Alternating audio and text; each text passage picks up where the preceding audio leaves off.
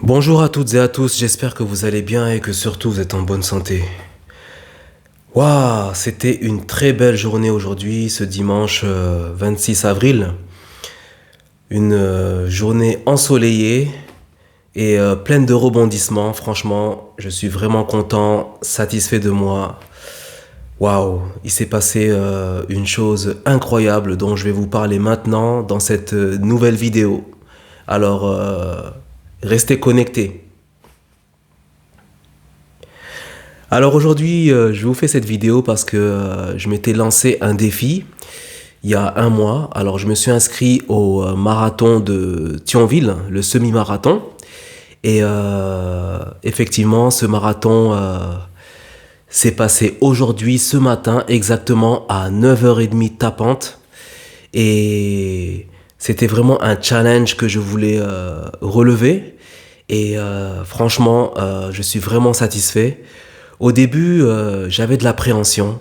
Je me demandais, mais comment je vais faire pour tenir 10 km sur un long parcours, donc qui a commencé en fait au centre-ville de Thionville. Voilà, donc en faisant le tour de la ville, en passant par d'autres villes, Manom, etc., et revenir au centre-ville. Franchement, pour moi, je pensais que c'était insurmontable. C'est ce que je pensais en fait. Et je m'étais pas vraiment préparé. Voilà, donc j'allais à la salle de sport, je faisais du treadmill, je faisais des séances de 10 à 15 minutes de treadmill, mais franchement, ça ne compensait pas le fait que je devais être prêt pour le jour J, en parlant de aujourd'hui, ce matin.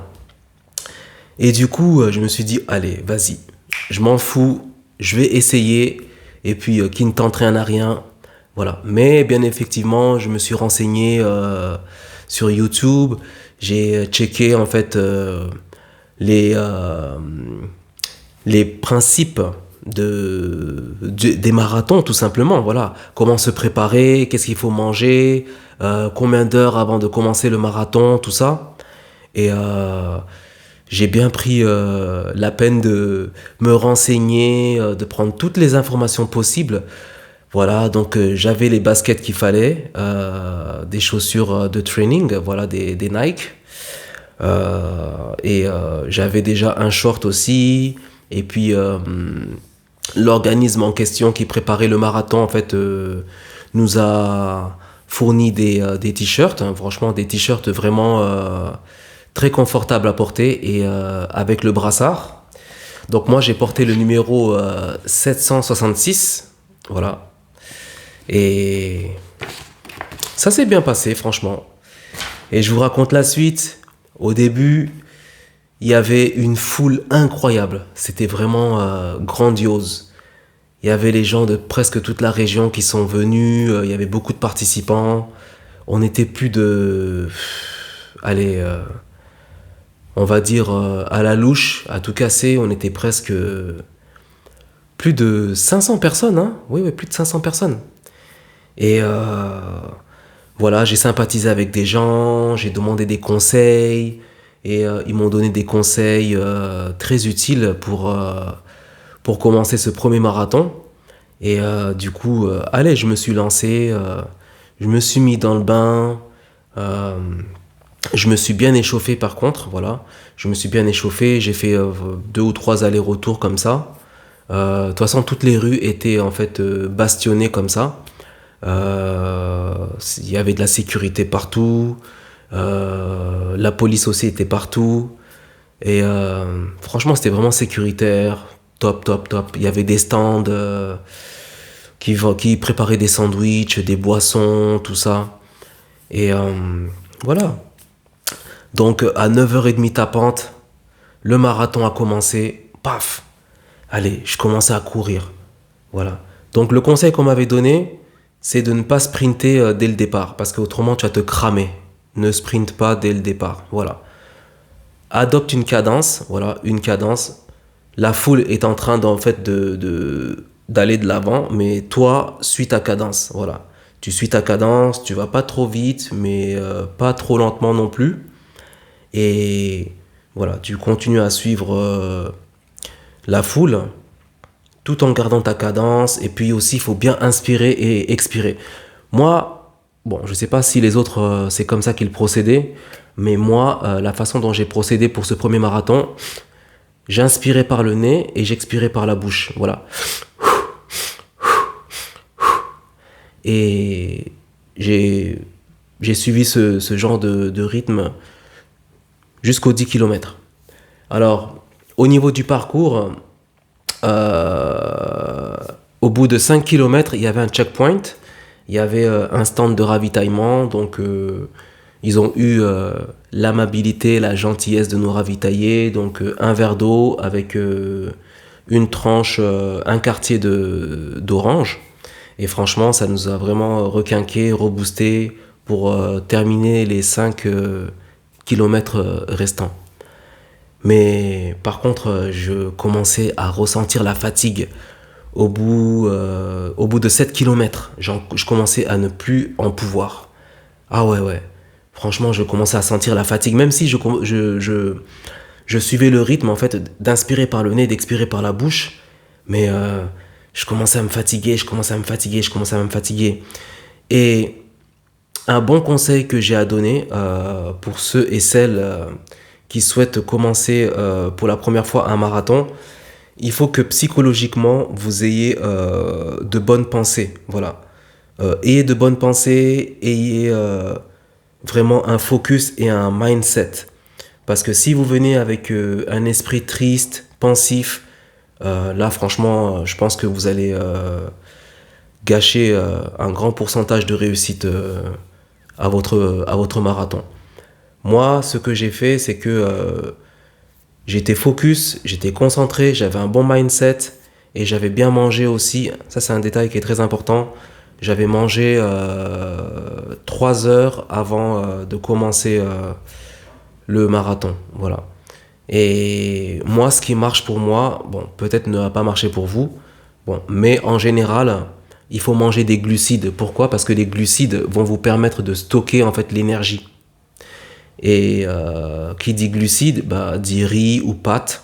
Bon, spécialement pour ce jour du marathon, pour ma préparation, j'ai mangé des pâtes, une petite quantité de pâtes avec un bol de muesli avec du lait, un verre d'eau avec des oméga 3 et aussi de la glucosamine. C'est très important pour les joints des genoux.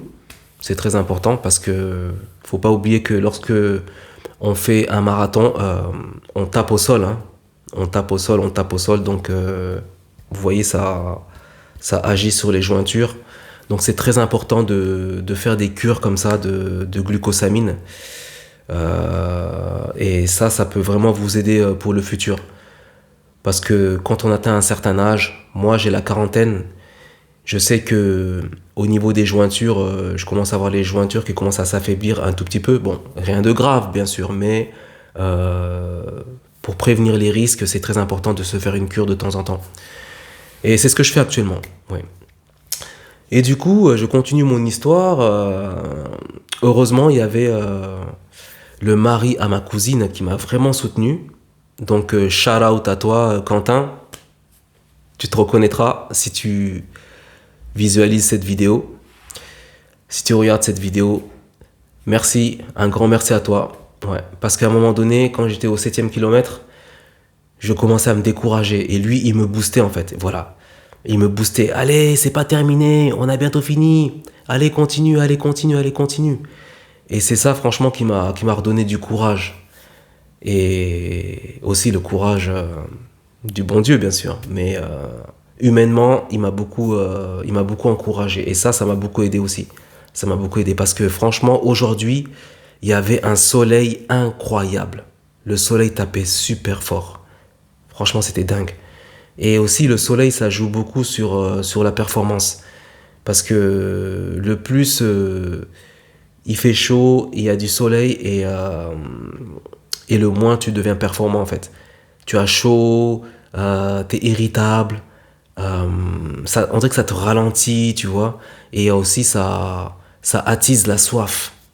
Mais heureusement que j'avais bien bu, j'avais pas trop bu, mais j'avais bu convenablement. Donc c'est ça qui m'a beaucoup aidé. Et après, au final, 8 kilomètres, 9 kilomètres, et puis je commençais à voir l'arrivée comme ça, le grand cercle, l'arc que je voyais au centre-ville de Thionville. Et là, je me suis dit, ah, ça y est, c'est bon. Et yay! Voilà, j'ai eu ma médaille. 2026, semi-marathon, 10 kilomètres, Thionville. Voilà, je suis super content. Franchement, c'est vraiment une fierté, un achèvement. Je suis super content. Ouais. Parce que des fois, on a des défis à relever, mais des fois, il y a des personnes qui se dégonflent, il y a des personnes qui se démotivent à la dernière minute, tout ça. Mais franchement, il faut avoir un mindset. C'est très important d'avoir un mindset. Et être focus, concentré. On laisse les problèmes de côté, on laisse les soucis. On se dit aujourd'hui, j'ai un défi à relever. Voilà, on regarde tout droit. Et c'est comme ça qu'on va réussir. Dernière chose, un petit détail. Il y a une chose qui peut décourager aussi durant le parcours du marathon. Vous voyez, quand vous courez comme ça et que vous voyez les gens au loin qui sont en train de suivre le parcours, tout simplement, et ben, dans votre tête, ne vous dites pas que ça va être trop long, c'est dur, j'ai encore beaucoup de chemin à faire, le marathon est encore long, le parcours est long, patati patata. Ça, ce ne sont que des mauvaises pensées, des pensées négatives. Et il faut vous ôter ça de la tête.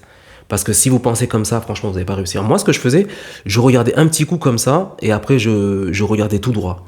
Et en regardant tout droit, en continuant dans ma dynamique, paf, et avec la motivation et l'aide de Quentin, et ben, ça a fonctionné. Voilà, donc je suis très content et ça a été une belle journée. Alors j'espère que vous avez bien aimé cette vidéo, donc n'hésitez pas à mettre un pouce bleu, un like, commentaire, ça aiderait beaucoup à valoriser ma chaîne et à tous les contenus que je mets. Je sais que depuis un certain temps, j'ai pas mis beaucoup de contenu parce que j'étais très pris par mes occupations quotidiennes, mais là, je vais essayer de faire un effort pour mettre beaucoup de contenu et, euh, et de vous tenir en haleine. Ok, guys, donc passez une belle journée, profitez du printemps et on se dit à très vite. Tchuss!